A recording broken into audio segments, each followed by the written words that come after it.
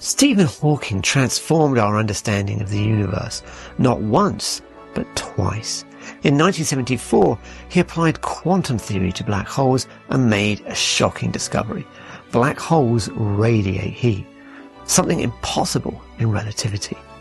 A decade later, Hawking turned the same quantum lens onto the Big Bang itself. Together with James Hartle, he proposed that the singularity, which he and Roger Penrose had demonstrated earlier for the Big Bang, may not exist after all.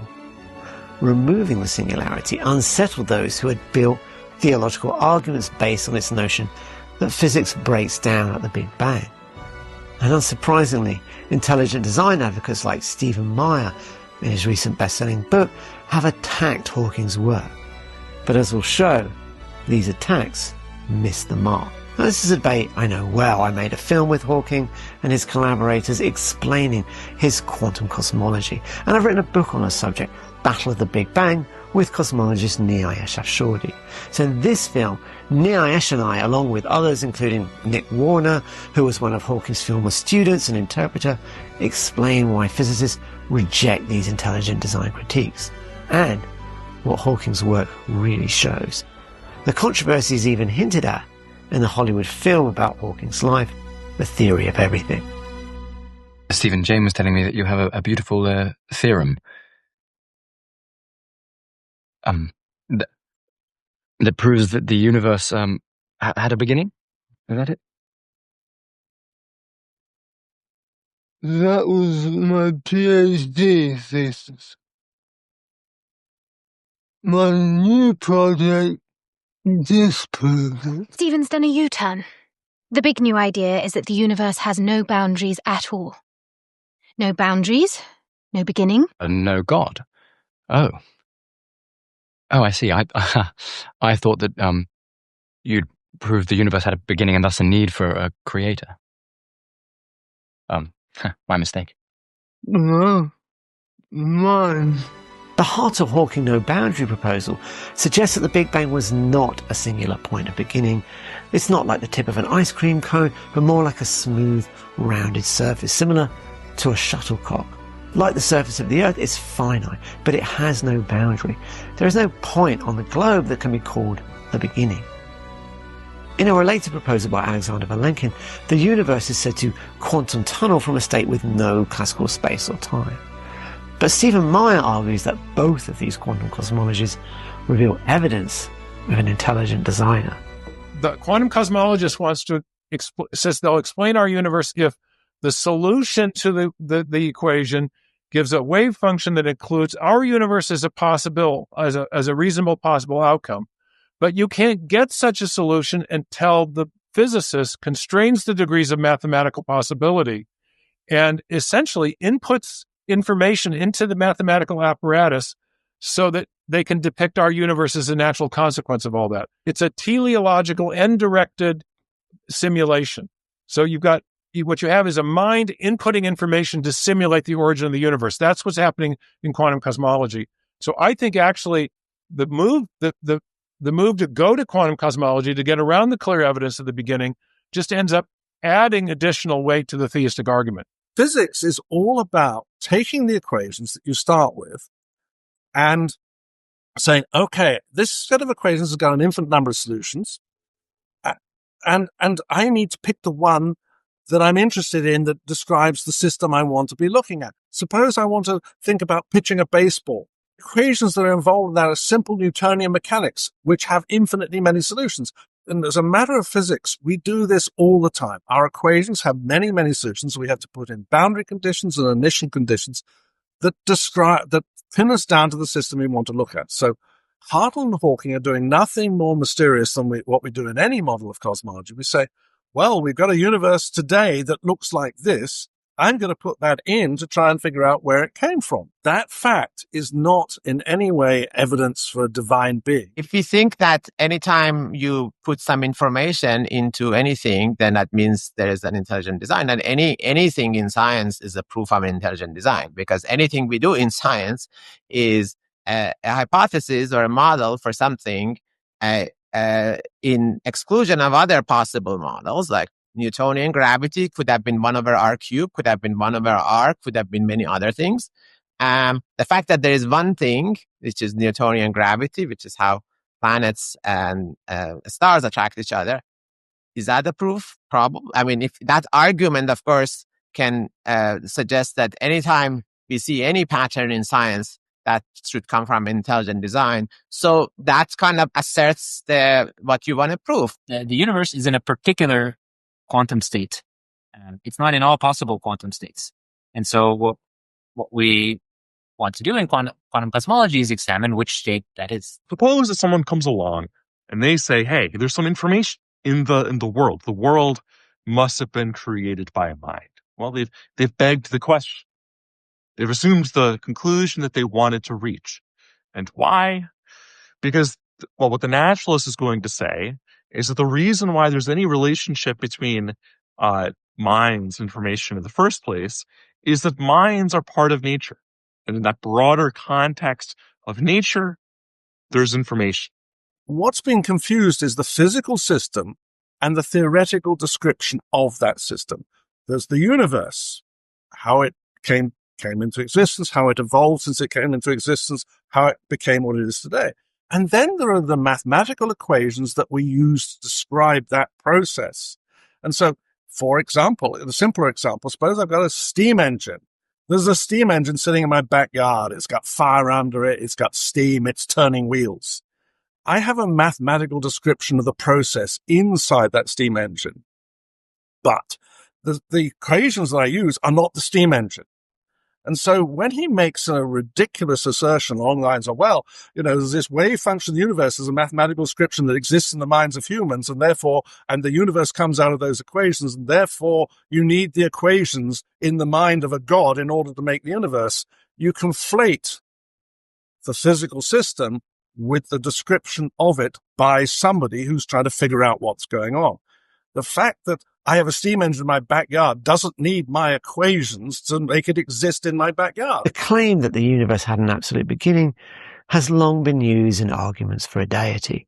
So it's no surprise that apologists seize on the Penrose-Hawking singularity theorems as proof that the universe must have begun. The picture of the universe that has emerged starting from the 1920s all the way to the present, both from observational astronomy and from theoretical physics, is a universe that had a definite beginning and therefore requires some sort of external creator or cause. We learned that universe was hotter. There was a cosmic microwave background. But all that tells us that universe was much hotter and much denser at early times. Is that the beginning of time? And that's certainly one of the myths that you read in the textbook, that if you take our theory of general relativity seriously, then there was a, quote, singularity, a point of infinite density and infinite pressure. It's at some time, and that's the beginning of time. But almost nobody believes that these days, because we know that theory of general relativity is not a complete theory. It misses quantum mechanics. And almost everybody believes that if you add quantum mechanics, things look different when you reach those early moments, or maybe much even far before you reach those early moments, things are different. So the theory of the Big Bang, as we understand it now, and in fact we did a poll at maybe we're going to get into in a bit. The theory of Big Bang, as most physicists understand it, is that the universe was much hotter and denser at early times. That we have good evidence for that. But if you go to very early times before that, where we cannot observe things, then anything goes. Maybe universe lasts forever. Maybe it goes into cycles. Maybe there is a beginning of time. Our survey of physicists shows strong agreement on one point. The Big Bang Theory describes the universe evolving from a hot, dense state, and it says nothing at all about whether the universe had a beginning. Different kinds of trajectories that you can take through space-time. And one kind of trajectory is what's called a geodesic. And this is a trajectory along which no force acts other than gravity. You follow a geodesic, you just sort of are following along the curvature of space-time. What the singularity theorems prove is that in space-times with specific properties, there's at least one incomplete geodesic. So that doesn't tell you what happens to any of the other geodesics. So it's consistent with the universe satisfying a singularity theorem, whether that's the Hawking-Penrose theorem, the BBG theorem, basically any of the theorems anyone has yet come up with, where there's some trajectory that you can follow back to some place, but you cannot continue it further, even though there could be other trajectories that could be continued back infinitely far. So those theorems simply do not show that the universe had a beginning. It's also false to claim that a singular beginning is implied by general relativity alone. The singularity theorems rely on additional assumptions, which we carefully lay out in our book. Roger Penrose himself has emphasized one particularly important assumption, and it's got little to do with quantum gravity. It concerns the geometry assumed at the Big Bang. The Penrose-Hawking theorems assume Lorentzian geometry, which presupposes the existence of mass. But under the extreme conditions near the Big Bang, mass may not exist. And in that regime, physicists need to use a different mathematical description, conformal geometry. The singularity theorems told you that the physics that we had at the time isn't adequate to describe what happens the theory tells you that classical physics runs into singularities. It doesn't tell you what happens. Does a different kind of physics come in at those singularities? Maybe so. It just says that the physics of the time isn't adequate to tell you further what happens at the singularities. That's all it is. You might have a better theory. You might have a theory of quantum gravity, which says, okay, no, this is what happens earlier. But current theory would not give you any picture of what happened before the Big Bang. Now, when I say current theory, that was then. When I say current theory now, I mean my view now. My view is very different. My view is that the Big Bang was something that you can explain by conformal geometry. In conformal geometry, the Big Bang was nice and smooth, and it joined onto something else nice and smooth, which was the remote future of a previous cosmological eon. Singularity of a collapsing star is, we'll say, much more messy. All components of the curvature tensor, which measures how curved the space-time is, blow up, are infinite. In the initial singularity, the Big Bang singularity, only one component does, and that can be regularized, fixed by changing to a conformal geometry. So what is singular in Big Bang is only this one function, which is actually a scale. But scale has meaning in Lorentzian geometry, but it doesn't have any meaning in conformal geometry. The singularity at the Big Bang is only singularity of one function which is actually not relevant at all to describe conformal geometry. Models like Penrose's conformal cyclic cosmology remain controversial. More widely studied are approaches that apply quantum mechanics directly to the Big Bang. These are known as quantum cosmologies. Two early attempts are the Hartle-Hawking model and the Vilenkiin model, both of which remove the singularity entirely. However, Meyer and other intelligent design advocates object that these models rely on imaginary numbers. But imaginary does not mean fictitious. Imaginary numbers are a standard mathematical tool in physics related to the square root of negative numbers, and they are widely used in quantum physics.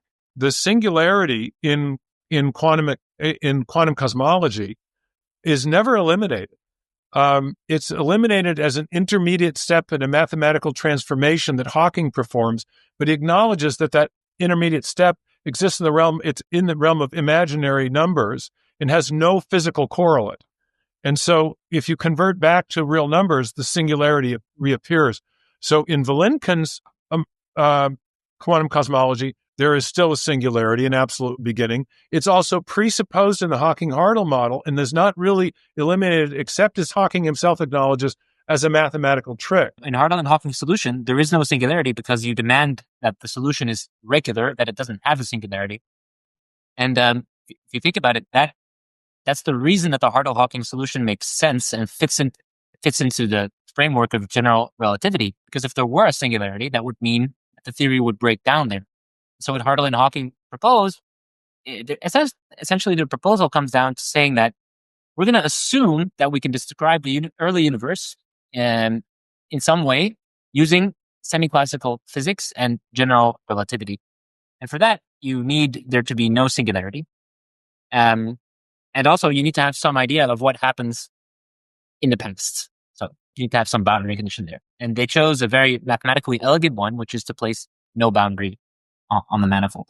There is really no singularity in Hartung-Hawking picture. That doesn't mean that this is a complete picture. The Hartung-Hawking picture is a way of approximating a quantum origin of the universe, basically a picture where our universe emerges from a quantum state, which doesn't have any classical description that we could understand. That doesn't mean that if we think of a classical description, it must be singular. In fact, if you think of if you continue this classical picture of Hartung-Hawking, and if you don't go to imaginary time, you just get a bouncing universe. Universe kind of collapses, reaches a minimum size, and then expands. But that doesn't mean that's the real one. I mean, first of all, there is no singularity in that picture. And second of all, that's not supposed to be the real picture. That's just a classical mirage or illusion, if you want. The idea is that there is a quantum origin of the universe, and imaginary time is a way of approximating the properties of this quantum origin. So that's the proposal that Hartung-Hawking had.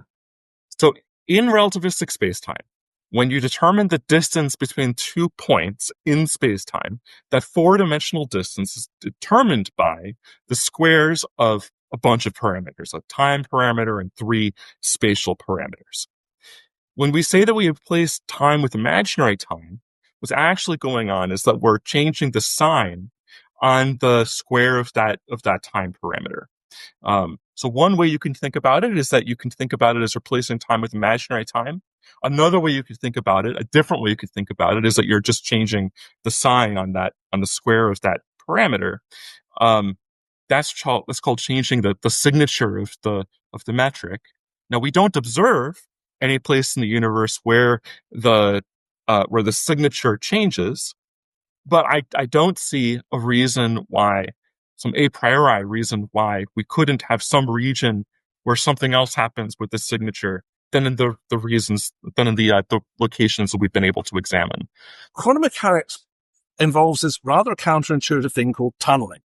So the simplest thing we learn as an undergraduate in physics is this classic example. You've got a particle sitting in a box, but there's an energetically favorable state of the particle being down a hill somewhere. So imagine I've got a well on top of a mountain. I put a particle in the bottom of the well, and there's an energetically favorable state where it falls down the mountain. In classical theory, it is absolutely forbidden for the particle to go down the mountain, fall out of the box. But in quantum mechanics, there is a very, very small probability that the particle will tunnel through the wall and then wind up in the bottom of the valley. It escapes the box by quantum tunneling. And the easiest and simplest way to describe that process of tunneling is to look at the wave function and analytically continue in imaginary time and calculate what is called the action of the dynamics of the particle and calculate the tunneling probability from using the imaginary time. We do this all the time in physics. I mean, there are many classically forbidden processes that then require, or that can proceed because of quantum mechanics. So a nice example is if you take the collision of hydrogen atoms in the sun. They're electrostatically repelling each other. They don't want to get anywhere near each other. But if you get them sufficiently close, there's an amplitude to tunnel to form deuterium and then so on through to making helium and the fusion processes in the sun. They proceed through the quantum mechanical tunneling through that classical energy barrier. Imaginary time is an incredibly powerful device for doing such calculations. And now we don't observe time. We have these probes of time, things that we think are kind of faithful measures of time, but even atomic clocks have errors in them. So whatever we think is a very precise time is not really time in the absolute sense, is time as measured by some physical observables. And if you go to a period where time becomes imaginary in this kind of absolute abstract time that we don't directly measure, then presumably we have other types of observables that may or may not probe that. But I think it's an important thing that time itself is an abstract concept. It's not something that we directly measure. What we do measure are clocks. And then the question about what an observer sees at that early times basically would depend on the type of clock that they use. And some clocks are better than others. So presumably the clock that measures something like a real time doesn't work very well in that environment. Another criticism that Meyer raises is that quantum cosmologists consider only homogeneous, isotropic and closed universes with a positive cosmological constant, and that no physical theory justifies these assumptions. The motivation for that is from observations, not from theory. Actually, our observed universe is very nearly homogeneous, very nearly isotropic. May or not be closed, we don't know, but it has very small curvature, so it doesn't matter too much. And we believe that it has a positive cosmological constant. So that's the motivation to consider those kind of theories. It's not a theoretical reason. In fact, much more theoretical work has been done in assuming the opposite things, in fact. So most of the work has been done assuming that the universe has a negative cosmological constant. And the reason for that is because we can actually compute things there.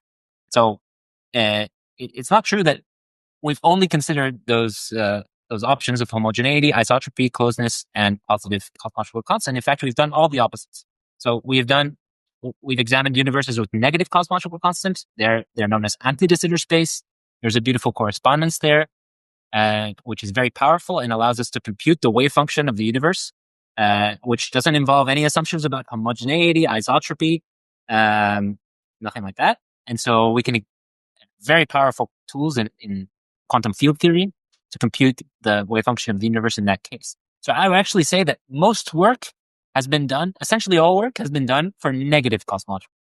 Regarding closeness, so a closed universe means that the spatial slices of the universe are compact and without boundary.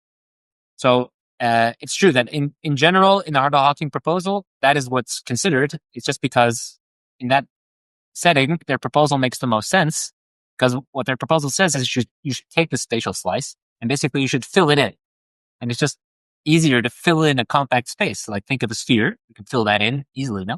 Think of a plane, that's a bit more difficult to fill in. So that's why in the context of the Hartle-Hawking proposal, people have discussed closed universes. And that's not the only thing that people have discussed. So for example, for negative cosmological constant, the anti-de Sitter space is not doesn't have, it's an infinite space. The Hartle-Hawking and Vilenkiin models were early attempts at doing quantum cosmology. More recent approaches based on string theory and loop quantum gravity have also been developed. And again, they typically remove the singularity, implying the Big Bang was not necessarily the beginning. Intelligent design critics have targeted both. Meyer claims string theory has been ruled out because the Large Hadron Collider has found no evidence of its associated supersymmetric particles. His argument is string theory requires supersymmetry, and supersymmetry has been invalidated at the LHC in Geneva. This sequence is wrong. First of all, let's start with string theory. Most string theory requires supersymmetry. Not all of them, but I'll give it that. Let's suppose we had to have supersymmetry. But supersymmetry that's involved in string theory happens only at a very, very high energy. We're talking about the Planck scale energy, well above any particle accelerator we have today. Now, there was hope 30 years ago that if there was high energy supersymmetry, some of that symmetry might survive to the very low energies that we experience in our universe today and in laboratories like at CERN. Sadly, that seems now unlikely. It is most of the supersymmetric standard model has been invalidated. Not all of it. There's a thread of hope, but it's unlikely. So low energy supersymmetry has been invalidated, but high energy supersymmetry is still alive and well, and string theory is still alive and well. So there's this huge gap. Let me give you an example. Suppose we went to Mars and we found that it was completely sterile, and therefore there's no life there, and there'd never been life there. Suppose we go to Europa, and we hope there's life there, but maybe there isn't. And suppose we, over the next 200 years, we explore the entire solar system and realize Earth is the only planet that supports life. That's sad because we won't encounter other forms of life in our solar system, but it says absolutely nothing about the existence of life in other star systems. They're much less accessible, and it will take us maybe thousands of years to go and see if there's life in other star systems. So the exploration of supersymmetry, we hoped we'd find it nearer home. We didn't. But the universe is a very big place, and has phenomenally high energies. And I'm sure that we will find life and supersymmetry somewhere else in the universe at very high energies for supersymmetry. String theory's rival loop quantum cosmology, developed by Abhay Ashtekar, Ivana Gurio, and others, predicts a big bounce, a prior contracting universe that gives rise to our expanding one. Meyer acknowledges that loop quantum cosmology removes a spatial singularity, but he claims it does not remove a temporal beginning. General relativity, there are different types of singularity. They could be a time-like singularity, which is, a point, the history of a point in time in which the curvature becomes singular, or a space-like singularity, which is an instant of time. In cosmology, the Big Bang is a space-like singularity. That is the only singularity that homogeneous and isotropic universe has. And loop quantum cosmology resolves that. So the answer is no. There is no singular beginning of time in loop quantum cosmology, period. Meyer concedes that the Penrose-Hawking singularity theorem can be overturned by quantum gravity, but he claims that another theorem closes that loophole, showing the universe must have had a beginning. But do the authors of that theorem agree? There's yet a third proof, though, of a beginning that by three physicists, Bohr, Guth, and Alexander Vilenkiin. And it's not based on general relativity. It's not based on ideas of what gravity was like in the early universe, but based on ideas of special relativity.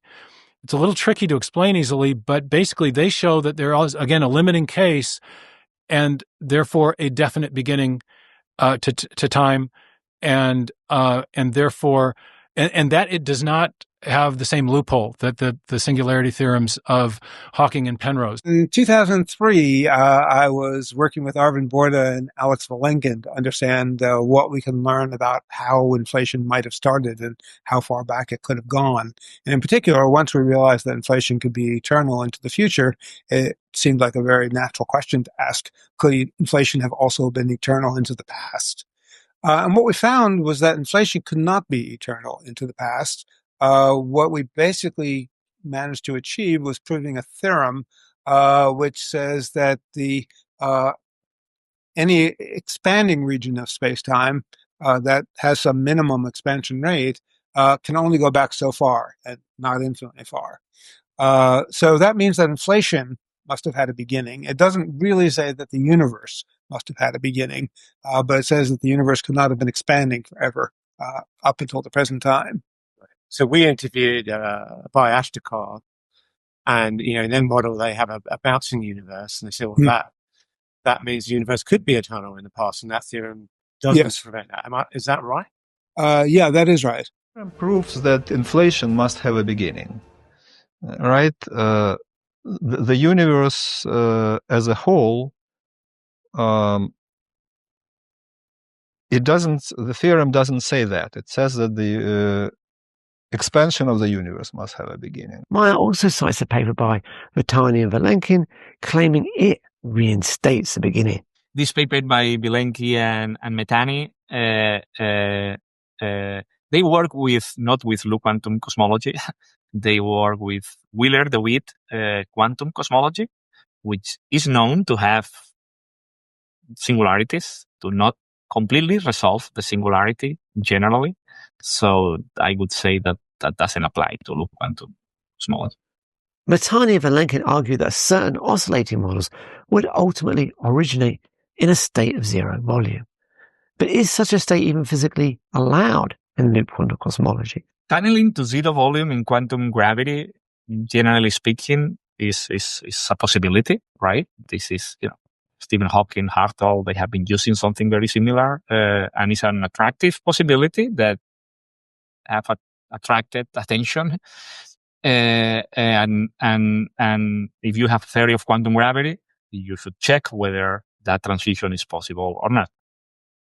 This has been studied in loop quantum cosmology, and it doesn't happen. The singularity is generically avoided. Not because a few states are able to skip it.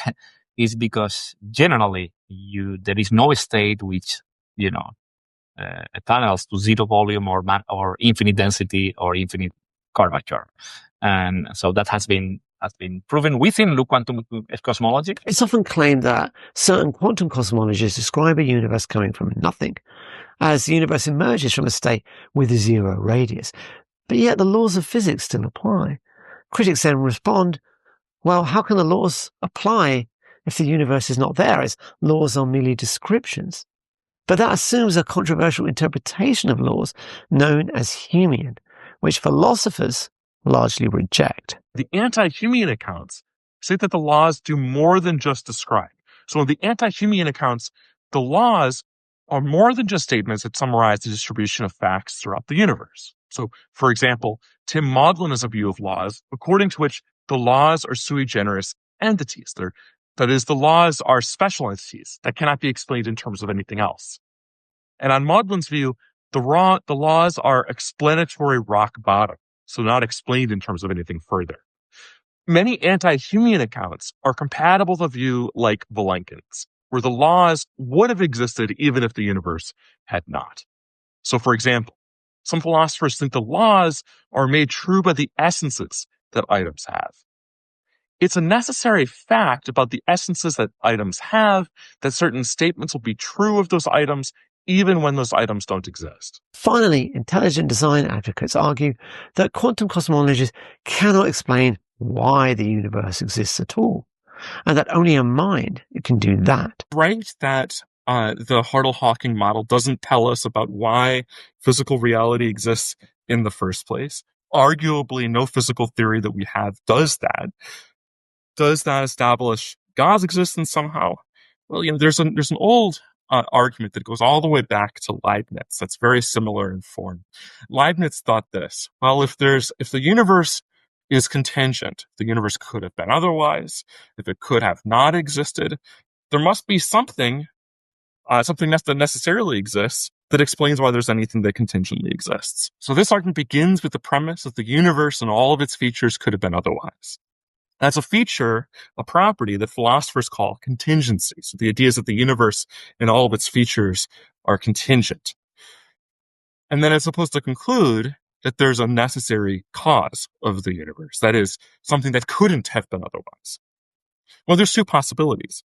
Either the cause of the universe couldn't have been otherwise, and then the universe's creation couldn't have been otherwise, in which case, contrary to the premise of the argument, the universe's features are not contingent after all, or the fact that this creator caused what it caused is contingent, but in that case, there's contingency in the creator that has been left unexplained, and the theist is in the same camp, in the same place as the atheist. So on Stephen Meyer's view, the reason we should think that the creator of the universe was a person, was a being with a mind and so on and a will, is that being's creation was contingent. So by his very own argument, there has to be this unexplained fact about God, the fact that God chose to create. It's part of how he conceives of God in the first place, that God has that bit of contingency mixed in. But if God can have that bit of contingency mixed in, why can't the universe have some bit of contingency mixed in? What Hawking's work and modern quantum cosmologies more generally imply is that the singular beginning of the universe is not the proven fact that it was painted to be. So any philosophy or theology that bases itself on this supposed fact should not be trusted.